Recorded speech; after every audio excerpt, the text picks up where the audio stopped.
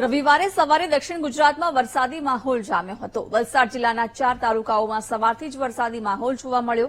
વહેલી સવારથી 10 વાગ્યા સુધી વાપીમાં 1 ઇંચ વરસાદ પડ્યો, ઓલપાડમાં અડધો ઇંચ વરસાદ વરસ્યો, પારડી અને ચોર્યાસીમાં વરસાદી માહોલ જોવા મળ્યો છે। વહેલી સવારથી 1 ઇંચ જેટલો વરસાદ વાપીમાં નોંધાયો તો ઓલપાડમાં પણ અડધો ઇંચ વરસાદ પડ્યો છે। દક્ષિણ ગુજરાતમાં આજે વહેલી સવારથી જ વરસાદી માહોલ જોવા મળી રહ્યો છે। વલસાડના અલગ અલગ 4 તાલુકાઓમાં આજે વહેલી સવારથી જ વરસાદ જોવા મળ્યો છે, જેમાં વાપીમાં 1 ઇંચ વરસાદ નોંધાયો છે તો ઓલપાડમાં અડધો ઇંચ વરસાદ પડ્યો છે।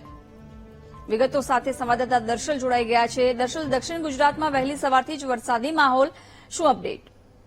જી, જે પ્રકારે હવામાન વિભાગે આગાહી કરી છે તે પ્રમાણે રાજ્યમાં વરસાદી માહોલ જે છે તે હાલ જોવા મળી રહ્યો છે। ક્યાંક રાજ્યમાં જે પ્રમાણે 15 જૂને જે ચોમાસું બેઠું છે તે 2 દિવસ પહેલા બેસ્યું, પરંતુ વરસાદી સિસ્ટમ એ પ્રકારની સક્રિય ન થતા ચોમાસાને લઈને હાલ વિલંબ છે, પરંતુ સાયક્લોનિક સર્ક્યુલેશનના કારણે રાજ્યની અંદર હાલ વરસાદી માહોલ જામે છે કે દક્ષિણ ગુજરાત અને સૌરાષ્ટ્રના કેટલાક જિલ્લાઓમાં વરસાદ જે છે તે પડી રહ્યો છે।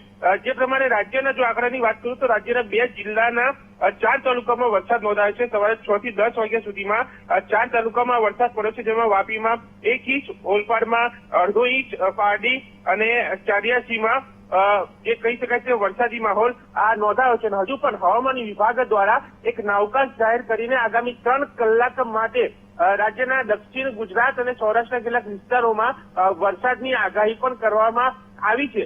સાથે હવામાન વિભાગે એ પણ જણાવ્યું છે કે 2 થી 3 દિવસની અંદર ચોમાસું જે છે તે રાજ્યમાં આગળ વધશે, કારણ કે હાલ પવન પણ છે અને સાથે વરસાદી સિસ્ટમ એ પ્રકારની બની રહી છે, જેના કારણે લોકોએ હવે ચોમાસાના વરસાદની વધુ રાહ નહીં જોવી પડે। પરંતુ હાલ એક ચોમાસાનો વિલંબ તો છે, પરંતુ સાથે સાયક્લોનિક સર્ક્યુલેશનના કારણે વરસાદી માહોલ જે છે તે પણ જોવા મળી રહ્યો છે। બિલકુલ દર્શલ, આભાર જાણકારી આપવા બદલ।